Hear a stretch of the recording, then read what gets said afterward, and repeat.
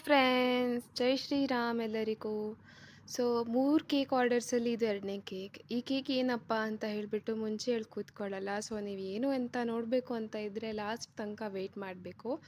So ನಾನು ಈ cake through ಈ ವಿಡಿಯೋ ಆ್ಯಂಡ್ ಈ ಕೇಕ್ ಥ್ರೂ ಒಂದು ಮೆಸೇಜನ್ನು ಎಲ್ಲರಿಗೂ ಹೇಳಬೇಕು ಅಂತ ಇದ್ದೀನಿ. ಅದೇನೆಂದರೆ, ನೀವೇನಾದರೂ ಹೋಮ್ ಬೇಕರ್ಸ್ ಹತ್ರ ಏನಾದರೂ ಮಟೀರಿಯಲ್ಸ್ ತೊಗೊಂಡು ಹೋಗ್ತಾ ಇದ್ದೀರಾ ಅಂತ ಆದರೆ, ಆ ಮಟೀರಿಯಲ್ಸನ್ನು ನೀವು ಜವಾಬ್ದಾರಿಯಾಗಿ ವಾಪಸ್ ತಂದುಕೊಡೋದನ್ನು ಕಲ್ತ್ಕೊಳ್ಳಿ. ಯಾಕಂತ ಹೇಳಿದರೆ, ನಾವು ಹೋಮ್ ಬೇಕರ್ಸ್ ಯಾವಾಗಲೂ ಯಾವುದು ಮಟೀರಿಯಲ್ ಎಕ್ಸ್ಪೆನ್ಸಿವ್ ಆಗಿ ತರಲ್ಲ ಆ್ಯಂಡ್ ನಮಗೆ ಯಾವುದು ಚೀಪ್ ಅಂತ ಇರಲ್ಲ.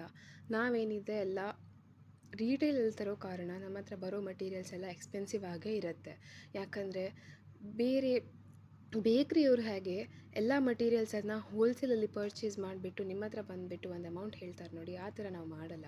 ನಾವು ಮಾಡೋದೇ ರೀಟೇಲ್ ಬಿಸ್ನೆಸ್. ರೀಟೇಲಲ್ಲಿ ಎಲ್ಲ ಖರೀದಿ ಮಾಡ್ತೀವಿ, ಆಮೇಲೆ ಇಲ್ಲಿ ನಾವು ಸೇಲ್ ಮಾಡ್ತೀವಿ, ನಮ್ಮ ಕೇಕಿಗೆಲ್ಲ ಯೂಸ್ ಮಾಡ್ತೀವಿ. ಸೊ ಅದಕ್ಕಾಗಿ ಏನಾದರೂ ಮಟೀರಿಯಲ್ ನೀವು ನಮ್ಮ ಹತ್ರ ತೊಗೊಂಡು ಹೋಗ್ತೀರಾ ಅಂದರೆ ಅದರ ಜವಾಬ್ದಾರಿನ ವಹಿಸಬೇಕಾಗ್ತದೆ ನೀವು. ಇನ್ ಕೇಸ್ ಜವಾಬ್ದಾರಿ ವಹಿಸ್ಲಿಕ್ಕೆ ರೆಡಿ ಇಲ್ಲಪ್ಪ ಅಂತ ಹೇಳಿದರೆ, ಏನಾದರೂ ಲಾಸ್ ಆದರೆ ಅದನ್ನು ಬೇರ್ ಮಾಡಲಿಕ್ಕೆ ರೆಡಿ ಇರಬೇಕಾಗತ್ತೆ. ಯಾಕಂದರೆ ನಮ್ಮ ಹತ್ರ ಅಷ್ಟು ಪವರ್ ಇರಲ್ಲ ಬೇರ್ ಮಾಡಲಿಕ್ಕೆ. ಯಾಕಂದರೆ ನಾವೊಂದು ಸಣ್ಣ ಸಣ್ಣ ಥಿಂಗ್ಸನ್ನು ಬೈ ಮಾಡಿದ ನಂತರ ಅದ್ರ ಜೊತೆಗೆ ಆ ಕೇಕ್ ಜೊತೆಗೆ ಒಂದು ಗೋಲ್ ಇರುತ್ತೆ. ಈ ಕೇಕ್ ಮಾಡಬೇಕು, ಹಾಗೆ ನನಗೆ ಇದನ್ನು ಖರೀದಿ ಮಾಡಬೇಕು, ಇದನ್ನು ಪರ್ಚೇಸ್ ಮಾಡಬೇಕು, ನನ್ನ ಬಿಸ್ನೆಸ್ನ ಮುಂದೋಡಿಸ್ಬೇಕು ಅಂತ. ಸೊ ಹಾಗಾಗಿ ಯಾವುದು ಹೋಮ್ ಬೇಕರ್ಸನ್ನು ಆಗಲಿ, ಯಾವುದೇ ಸ್ಮಾಲ್ ಬಿಸ್ನೆಸ್ ಓನರ್ಸನ್ನು ಯಾವಾಗಲೂ ಅಂಡರ್ ಎಸ್ಟಿಮೇಟ್ ಮಾಡಬೇಡಿ. ಎಲ್ಲರೂ ಅವ್ರವ್ರದ್ದೊಂದು ಆಸೆಯಿಂದಾಗಿ ಒಂದು ಬಿಸ್ನೆಸ್ ಸ್ಟಾರ್ಟ್ ಮಾಡಿರ್ತಾರೆ.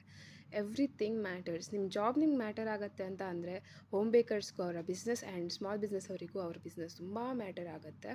And cakes are like our own stuff. ನಾವು ಅದು ತಾಸು ಗಟ್ಟಲೆ ಕೂತ್ಕೊಂಡ್ಬಿಟ್ಟು ಅದಕ್ಕೆ ನಾವು ಎಷ್ಟೆಲ್ಲ ಟೈಮ್ ಕೊಟ್ಟಿರ್ತೇವೆ. So please respect. ಥ್ಯಾಂಕ್